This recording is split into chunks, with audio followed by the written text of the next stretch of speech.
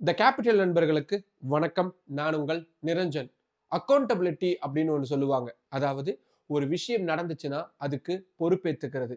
ஆனா இந்த பொறுப்பை பாஜக அரசு தட்டி கழிக்குதோ அப்படின்ற சந்தேகம் எழுந்துகிட்டே தான் இருக்கு. அதை பத்தி தான் இந்த வீடியோவில் நம்ம இன்னைக்கு விரிவா பார்க்க இருக்கிறோம். அதுக்கு முன்னாடி நம்ம சேனலை இன்னும் நிறைய பேர் சப்ஸ்கிரைப் பண்ணாம பார்த்துக்கிட்டு இருக்கீங்க. இந்த மாதிரியான முக்கியமான தகவல்கள் உங்களுக்கு உடனுக்குடன் வந்து சேரணும் அப்படின்னா நம்ம சேனலை சப்ஸ்கிரைப் பண்ணிக்கோங்க. வாங்க இப்ப வீடியோக்குள்ள போலாம். நீங்க கிரிக்கெட் மேட்ச் எல்லாம் பார்த்திருப்பீங்க. தொடர்ச்சியா ஒரு டீம் தோத்துக்கிட்டே இருக்குன்னா, பொறுப்பெடுத்துக்கிட்டு அந்த டீமுடைய கேப்டன் பதவி விலகுவாரு.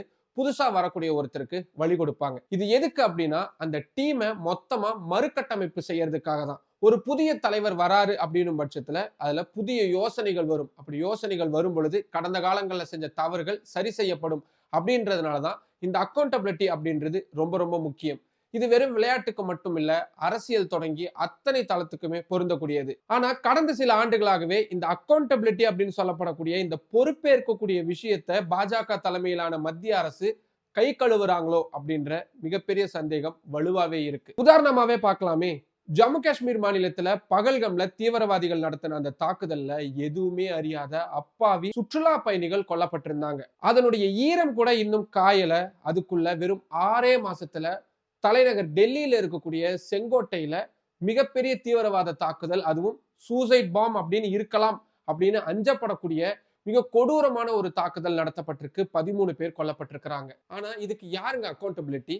ஒரு தீவிரவாத தாக்குதல் நடத்தப்பட்டு அதுக்கப்புறமா நாங்க தீவிரவாத முகாம்களை அழிக்கிறோம்னு சொல்லி ஆபரேஷன் சிந்தூரை நடத்தி அதை வெற்றிகரமாகவும் செய்து முடிச்சிருந்தாங்க. அப்படின்னா இந்திய மக்கள் என்ன நினைப்பாங்க? இந்தியாவில் இதுக்கப்புறம் தீவிரவாத தாக்குதல் இல்லை, நடக்காது அப்படின்ற ஒரு நிம்மதி பெருமூச்சோட இருந்திருப்பாங்க. ஆனா அதை சீர்குலைக்கக்கூடிய வகையில தான் தலைநகர் டெல்லியில இவ்வளவு பெரிய தீவிரவாத தாக்குதல் அப்படின்றது நடத்தப்பட்டிருக்கு. அப்படின்னா இது உள்நாட்டு பாதுகாப்பு விவகாரங்கள்ல மிகப்பெரிய நிர்வாக தோல்வி. இதுல எந்த விதமான மாற்று கருத்தும் இல்லை. ஆனா இதுக்கு பொறுப்பேற்க வேண்டியது யாரு? மத்திய உள்துறை அமைச்சர் அமித்ஷா. அவரு பொறுப்பேற்பாரா? இது பில்லியன் டாலர் கொஸ்டின் தான். சரி, வெறும் இந்த தீவிரவாத தாக்குதல்கள் மட்டும்தானா? உள்நாடு பாதுகாப்பு அப்படின்ற அனைத்து விவகாரங்களுக்குமே மத்திய உள்துறை அமைச்சர் அமித்ஷா அவர்கள் தான் பொறுப்பு. அப்படின்னா மணிப்பூர் கிட்டத்தட்ட 2 ஆண்டுகளுக்கு மேலா பத்தி எரிஞ்சிட்டு வந்துச்சு. அதுக்கு யார் பொறுப்பெடுத்துக்கிட்டாங்க? இன்னும் சொல்ல போனா மணிப்பூர் மாநிலத்துடைய முதல்வரா பாரதிய ஜனதா கட்சியை சேர்ந்த பைரன் சிங் இருந்தப்போ கூட நிலைமை ரொம்ப முத்தி போய் ஒரு கட்டத்துக்கு அப்புறம் ஒண்ணுமே பண்ண முடியாது அப்படின்றதுக்கு அப்புறம் தான் அவரை பதவி விலக வச்சாங்க. அதுக்கப்புறம் தான் அங்க குடியரசுத் தலைவர் ஆட்சி அமல்படுத்தப்பட்டது. ஆனா அதுக்குள்ள ஏராளமான உயிர்கள் போயிருச்சு அப்படின்றதுல மாற்று கருத்தே கிடையாது. அதே மாதிரி இந்தியாவில் நடக்கக்கூடிய தொடர் ரயில் விபத்துகள், தேசிய குற்ற ஆவண காப்பகம் அப்படின்னு மத்திய உள்துறை அமைச்சகத்துக்கு கீழே இயங்கக்கூடிய ஒரு துறை கொடுத்திருக்கக்கூடிய புள்ளி விவரங்கள் படி கடந்த 2022 வருஷம் இந்தியாவில் ஏற்பட்ட ரயில் விபத்துகளோட எண்ணிக்கை 23,139. அதுவே 2023 வருஷம் ஏற்பட்ட ரயில் விபத்துகளோட எண்ணிக்கை 24,678. அதாவது 2022 வருடத்தை கம்பேர் பண்ணும் பொழுது 6% அதிகமான ரயில் விபத்து அப்படின்றது 2023 ஏற்பட்டிருக்கு. 2023 ஏற்பட்ட இந்த ரயில் விபத்துகள்ல உயிரிழந்தவங்களுடைய எண்ணிக்கை மட்டும் எவ்வளவு தெரியுமா? 21,803. நான் சரியா தாங்க சொல்றேன். 21,803 பேர். இதுல அதே 2023 ஜூன் மாசம் ஒடிசா மாநிலம் பாலாசோர் ரயில் நிலையத்திற்கு அருகில ஏற்பட்ட அந்த மிக கொடூரமான ரயில் விபத்துல 296 பேர் கொல்லப்பட்டிருந்தாங்க.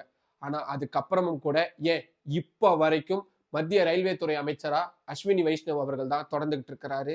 ஒரு வருஷத்துக்கு எத்தனையோ டீரெயிலிங்னு சொல்லப்படக்கூடிய தடம் புரளக்கூடிய விபத்துகள் அப்படின்றது நடந்துகிட்டே தான் இருக்கு.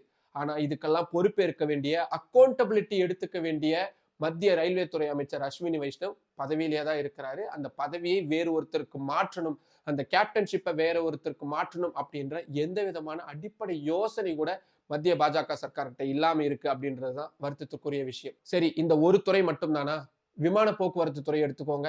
சில மாதங்களுக்கு முன்னாடி தான் இந்தியாவில் ஏற்பட்ட மிக கோரமான விமான விபத்தான ஏர் இந்தியா விமான விபத்து அகமதாபாத்ல ஏற்பட்டது. அதுக்கப்புறமா துறை சார்ந்த அமைச்சர்கள் மீதோ இணையமைச்சர்கள் மீதோ என்ன நடவடிக்கை எடுக்கப்பட்டது? இல்ல அதுக்கான அக்கௌண்டபிலிட்டியை யார் தான் எடுத்துக்கிட்டாங்க? நான் சொல்லியிருக்கக்கூடியது ரொம்ப முக்கியமான துறைகளை மட்டும்தான் எடுத்து பேசியிருக்கிறேன். வெளியுறவுத்துறையை எடுத்துக்கோங்க. அமெரிக்க அதிபர் டொனால்ட் ட்ரம்ப் தொடர்ந்து இந்தியா மீது அவ்வளவு கடுமையான வரிகளை போட்டுக்கிட்டே இருக்கிறாரு. இந்தியர்களை மிக மோசமான முறையில் அவர் நடத்தி இருக்கிறாரு. இந்தியாவுக்கு எதிரான கருத்துக்களை தொடர்ச்சியா சொல்லிக்கிட்டே இருக்கிறாரு. இந்தியா மீது தீவிரவாத தாக்குதல்களை கட்டவிழ்த்து விடக்கூடிய பாகிஸ்தானுடைய ராணுவ தளபதியை வெள்ளை மாளிகைக்கே கூப்பிட்டு விருந்து வச்சிருக்கிறாரு. உலகத்துல பல நாடுகளுக்கு போனாலும் கூட இந்தியா பாகிஸ்தான் இடையிலான போரை நிறுத்தினது நான் தான் அப்படின்னு தொடர்ச்சியா சொல்லிக்கிட்டே இருக்கிறாரு. சர்வதேச ரீதியில பொருளாதார அழுத்தங்களை இந்தியா மீது கொடுக்கறதுக்கான அத்தனை வேலைகளையும் அமெரிக்க அரசு செஞ்சுக்கிட்டே தான் இருக்கிறாங்க. ஆனா இதுக்கெல்லாம் பொறுப்பேற்க வேண்டிய மத்திய வெளியுறவுத்துறை அமைச்சகம் என்ன பொறுப்பேற்றுக்கிட்டு இருந்திருக்கிறாங்க? ஏன் இந்தியாவுடைய அண்டை நாடான வங்கதேசம் இப்போ இந்தியாவுக்கு எதிராக அவ்வளவு முட்டுக்கட்டை போடக்கூடிய இடத்துல வந்து நிக்கிறாங்க. பாகிஸ்தான் கூட அவங்களும் சேர்ந்துக்கிட்டு இந்தியாவுக்கு எதிரான சதி செயல்களில் ஈடுபடுறாங்களோ அப்படின்ற வலுவான சந்தேகங்கள்லாம் எழுந்துகிட்டு இருக்கு. ஆனாலும் கூட மத்திய வெளியுறவுத்துறை அமைச்சகம் என்ன அக்கௌண்டபிலிட்டி எடுத்துக்கிட்டாங்க? இந்த மாதிரி ஒவ்வொரு துறை ரீதியிலா எடுத்து பார்த்தாலும் கூட இவங்களுடைய அக்கௌண்டபிலிட்டி அப்படின்றது, அதாவது பொறுப்பேற்கக்கூடிய விஷயமோ அல்லது செய்த தவறுக்கான அவங்களாவே முன் வந்து அதை சரி செய்யறதற்கான விஷயங்களையோ எடுக்கிறாங்களா அப்படின்னா அது பொதுமக்களான நீங்களே முடிவெடுத்துக்கோங்க அப்படின்னு தான் என்னால சொல்ல முடியும். இப்போ பாஜகவுடைய இந்த பொறுப்பை தட்டி கழிக்கக்கூடிய விஷயங்களை நீங்க எப்படி பாக்குறீங்க? இல்ல வேற என்னங்க பண்ண முடியும் அவங்களால, அதுக்காக தொடர்ச்சியா அமைச்சர்களை மாத்திக்கிட்டேவா இருக்க முடியும் அப்படின்னு உங்களுக்கு தோணுதா? இல்ல உங்களுக்கு இந்த விஷயத்துல ஏதேனும் தீர்வு தோணுதா? உங்களுக்கு எது தோணுனாலும் அதை கீழே கமெண்ட் பாக்ஸ்ல சொல்லுங்க. மற்றும் ஒரு வீடியோவில் சந்திக்கலாம். நன்றி. நம்மளோட த கேபிட்டல் சேனலை இன்னும் நிறைய பேர் சப்ஸ்கிரைப் பண்ணாம பார்த்துக்கிட்டு இருக்கீங்க. உங்களுக்கே தெரியும், உங்களுடைய ஆதரவை நம்பி மட்டும்தான் டெல்லியில இருந்து இயங்கக்கூடிய முதல் தமிழ் யூடியூப் சேனலை இதை நான் நடத்திட்டு இருக்கிறேன். இப்போ இந்த மாதிரியான ரொம்ப முக்கியமான தகவல்கள் உங்களுக்கு உடனுக்குடன் வந்து சேரணும் அப்படின்னா நம்ம சேனலை சப்ஸ்கிரைப் பண்ணிக்கோங்க. நம்ம வீடியோஸை நிறைய பேர் கொண்டு போய் சேருங்க. லைக் பண்ணுங்க, கமெண்ட் பண்ணுங்க. உங்களுடைய ஆதரவை அதிக அளவில் தாருங்கள். நன்றி.